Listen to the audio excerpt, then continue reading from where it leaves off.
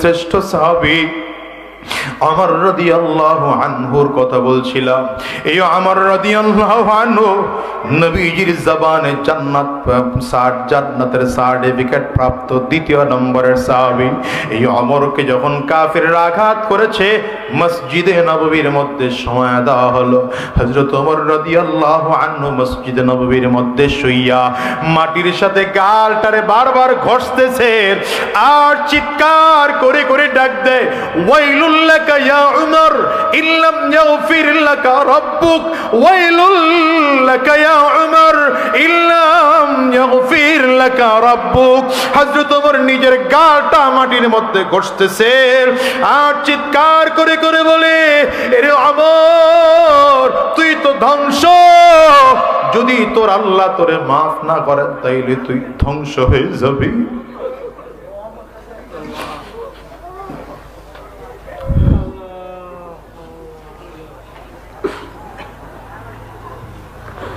যে ওমর জান্নাতের মেহমান, সে ওমর যদি ইন্তেকালের আগ মুহূর্তে নিজের নিজে ধমকায় আর বলে, ওমর রে যদি আমার মালিক তোরে মাফ না করেন তাইলে তুই ধ্বংস। বলো তোমার আমার অবস্থা কি? বলো রে ভাই, বলো তোমার আমার অবস্থা কি? নবীজির মুনাফিকের লিস্টে হুযায়ফা রাদিয়াল্লাহু আনহুর কাছে থাকতো।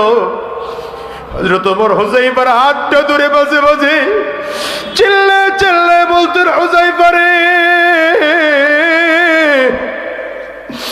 আমার নামটা মুনাফিকের লিস্টে আসেনি, একটু বলো। হযরত হুযায়ফা বলতেন, নবীজির নিষেধ আছেন, আছে এটাও বলবো না, নাই সেটাও বলবো না। হযরত ওমর বলতেন, আমার নামটা মুনাফিকের লিস্টে আসেনি, বলো। হযরত ওমর বলেন, হযরত হুযায়ফা বলেন, বলা নিষেধ আছে, বলা যাবে না, বলা যাবে না। হযরত ওমর বলেন, তাইলে এতটুকু বলো, আমি মরলে আমার জানাজায় তুমি আসবা নাকি? কারণ মুনাফিকের জানাজায় তো তুমি যাও না।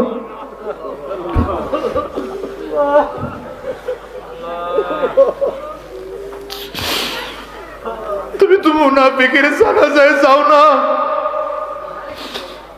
আর এতটুকু বলবানি আমি মরলে তুমি আমার জানাজায় আসবানি। হযরত হুযায়ফা বলেন, কি বলেন? খলিফাতুল মুসলিমিন মারা গেলে কেমনে তার জানাজায় না যায় পারি?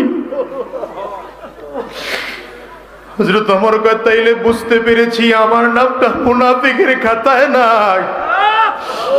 ও যুবক রে, কোন তালে পড়ে আসো? কোন তালে পড়ে আসো? বলো কোন তালের মধ্যে পড়ে আসো? নবীজির জবানে জান্নাতের সার্টিফিকেট প্রাপ্ত সাহাবী এমন করে করে পাগলের মতো কাঁদতে আর চিল্লায়। হযরত ওমর তো এমন করে কাঁদতে কাঁদতে কাঁদতে গালের মধ্যে দাগ পড়ায় ফেলাইছে। লোকজন এসে বলে, ওমর আপনার গালের মধ্যে কালো দাগ পড়ে আছে, দেখতে ভালো দেখা যায় না, ঔষধ লাগান ভালো হয়ে যাবে। হযরত ওমর কয়, ঔষধ লাগাইলে যে ভালো হবে আমিও জানি, কিন্তু আমি আমার মালিকের সামনে কি নিয়ে দাঁড়াইব? আমার মালিক যদি জিজ্ঞাসা করে, ওমর কি নিয়ে আসছো? আমি মালিকের দরবারে কে নিয়ে আসছো? আমি আল্লাহর সামনে দাঁড়ায় বলবো, মালিক আর কোনো কিছু তোমার দরবারে নিয়ে আসতে পারি নাই, একমাত্র তোমার ভয়তে, তোমার জাহান্নামের ভয়তে কাঁদতে কাঁদতে দুইটা গালের মধ্যে কালো দাগ পড়াইয়া নিয়ে আসছি গো মালিক। ওরে কলিজার টুকরো যুবক, কেমনে তোমাদেরকে বুঝাবো? শয়তানের ধোঁকায় পড়ে কত গুনাহ করে ফেলেছো বলো, শয়তানের ধোঁকায় পড়ে কত অন্যায় করে ফেলেছো বলো। এই হাতের দিকে তাকিয়ে দেখো, হাত দিয়ে জীবনে কত গুনাহ হয়েছে। পায়ের দিকে তাকিয়ে দেখো, পা দিয়ে কত গুনাহ জীবনে হলো। চোখের দিকে তাকিয়ে দেখো, চোখ দিয়ে কত গুনাহ জীবনে হলো। আহারে কানের দিকে তাকিয়ে দেখো, কান দিয়ে কত জীবনে গুনাহ হলো। তোমার আমার মালিক যদি এই গুনাহগুলো মাফ না করে, যদি মাফ না করেন, উপায় নাই, ওই কবর তোমাকে আমাকে বারবার করে ডাক দেয়, আনা বাইতুল জুলমা, আনা বাইতুল ওয়াহদা, আনা